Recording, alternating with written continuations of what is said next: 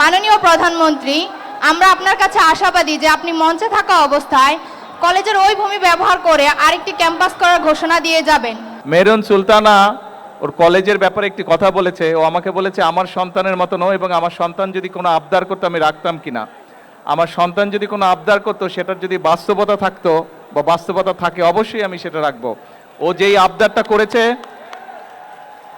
আমাদের শিক্ষামন্ত্রী মিলন, উনি এই চাঁদপুরেরই সন্তান, ওনাকে আমি এখনই নির্দেশনা দিব এটার বিষয়টার কি সম্ভাব্যতা আছে সবকিছু বিবেচনা করে।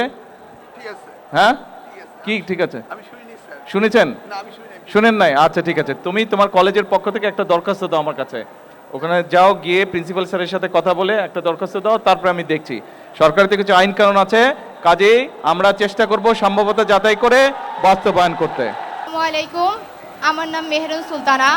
আমি চাঁদপুর সরকারি কলেজের অনার্স প্রথম বর্ষের শিক্ষার্থী। মাননীয় প্রধানমন্ত্রী, আপনি চাঁদপুরে আসে আমরা অত্যন্ত আনন্দিত এবং গর্বিত। ইলিশের বাড়ি চাঁদপুরে আপনাকে স্বাগতম। আমি বিগত 3 বছর ধরে চাঁদপুর সরকারি কলেজে পড়াশোনা করছি, কিন্তু বহু বছর ধরে চাঁদপুর সরকারি কলেজে অবকাঠামোগত কোনো উন্নয়ন দেখছি না। আমরা বর্তমানে চাঁদপুর সরকারি কলেজে প্রায় 17,000 শিক্ষার্থী আছি, কিন্তু সে তুলনায় জায়গা অনেক কম। আমাদের কলেজের পাশে কলেজের মালিকানাধীন একটি ভূমি রয়েছে, যেটি ব্যবহার করে আরেকটি ক্যাম্পাস করলে আমরা চাঁদপুর জেলার মানুষ এবং চাঁদপুর শহরের শিক্ষার্থীরা খুবই উপকৃত হব। এতে করে চাঁদপুর জেলার শিক্ষার মান উন্নয়ন হবে। JBS holdings limited. মাননীয় প্রধানমন্ত্রী, আমরা আপনার কাছে আশাবাদী যে আপনি মঞ্চে থাকা অবস্থায় কলেজের ওই ভূমি ব্যবহার করে আরেকটি ক্যাম্পাস করার ঘোষণা দিয়ে যাবেন। এটি করলে আমরা আপনার কাছে চিরকৃতজ্ঞ থাকব।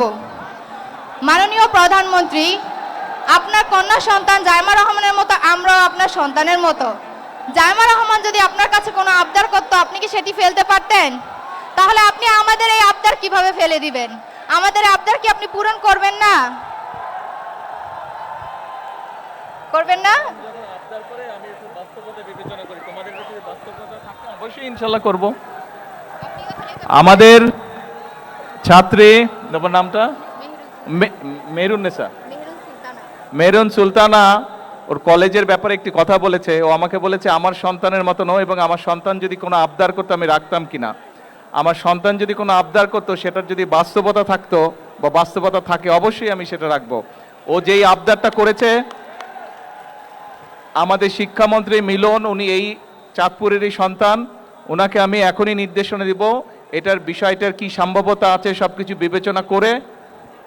হ্যাঁ, কি ঠিক আছে? শুনেছেন? শুনেন নাই? আচ্ছা ঠিক আছে, তুমি তোমার কলেজের পক্ষ থেকে একটা দরখাস্ত দাও আমার কাছে। ওখানে যাও, গিয়ে প্রিন্সিপাল স্যারের সাথে কথা বলে একটা দরখাস্ত দাও, তারপরে আমি দেখছি। সরকার থেকে কিছু আইন কানুন আছে, কাজেই আমরা চেষ্টা করব সম্ভাব্যতা যাচাই করে বাস্তবায়ন করতে।